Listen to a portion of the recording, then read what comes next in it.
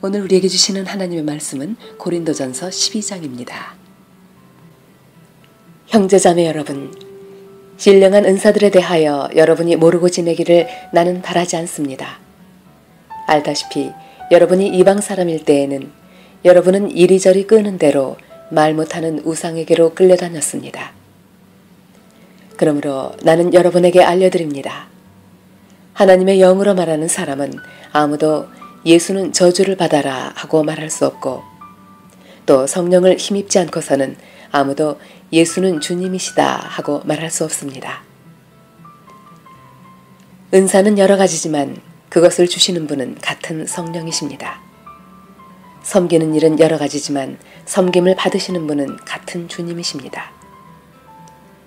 일의 성과는 여러 가지지만 모든 사람에게서 모든 일을 하시는 분은 같은 하나님이십니다.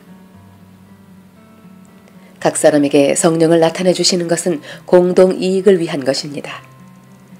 어떤 사람에게는 성령을 통하여 지혜의 말씀을 주시고, 어떤 사람에게는 같은 성령을 따라 지식의 말씀을 주십니다. 어떤 사람에게는 같은 성령으로 믿음을 주시고, 어떤 사람에게는 같은 성령으로 병 고치는 은사를 주십니다.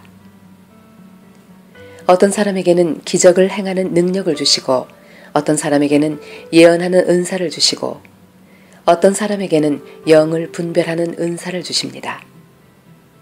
어떤 사람에게는 여러 가지 방언을 말하는 은사를 주시고, 어떤 사람에게는 그 방언을 통역하는 은사를 주십니다.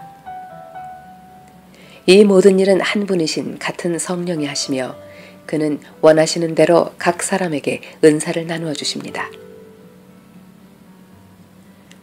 몸은 하나이지만 많은 지체가 있고, 몸의 지체는 많지만 그들이 모두 한 몸이듯이 그리스도도 그러하십니다.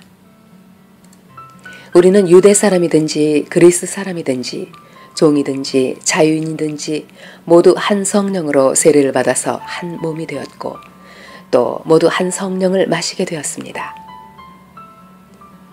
몸은 하나의 지체로 되어 있는 것이 아니라 여러 지체로 되어 있습니다.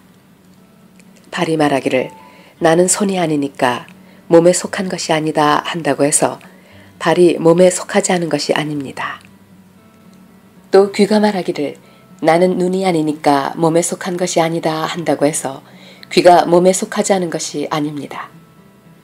온몸이 다 눈이라면 어떻게 듣겠습니까? 또 온몸이 다 귀라면 어떻게 냄새를 맡겠습니까?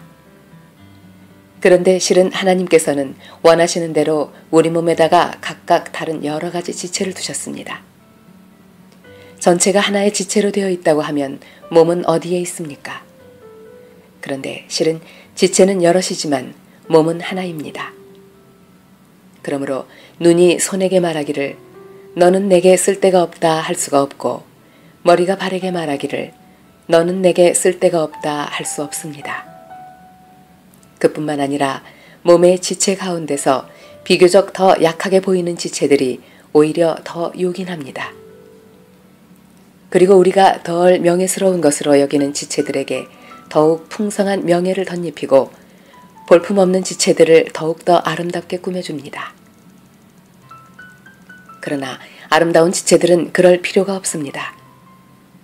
하나님께서는 몸을 골고루 짜 맞추셔서 모자라는 지체에게 더 풍성한 명예를 주셨습니다. 그래서 몸에 분열이 생기지 않게 하시고 지체들이 서로 같이 걱정하게 하셨습니다. 한 지체가 고통을 당하면 모든 지체가 함께 고통을 당합니다. 한 지체가 영광을 받으면 모든 지체가 함께 기뻐합니다. 여러분은 그리스도의 몸이요 따로따로는 지체들입니다. 하나님께서 교회 안에 몇몇 일꾼을 세우셨습니다. 그들은 첫째는 사도요, 둘째는 예언자요, 셋째는 교사요, 다음은 기적을 행하는 사람이요, 다음은 병 고치는 은사를 받은 사람이요, 남을 도와주는 사람이요, 관리하는 사람이요, 여러 가지 방언으로 말하는 사람입니다. 그러니 모두가 사도이겠습니까? 모두가 예언자이겠습니까? 모두가 교사이겠습니까? 모두가 기적을 행하는 사람이겠습니까? 모두가 병 고치는 은사를 받은 사람이겠습니까? 모두가 방언으로 말하는 사람이겠습니까? 모두가 통역하는 사람이겠습니까? 그러나 여러분은 더 큰 은사를 열심히 구하십시오. 이제 내가 가장 좋은 길을 여러분에게 보여드리겠습니다. 아멘.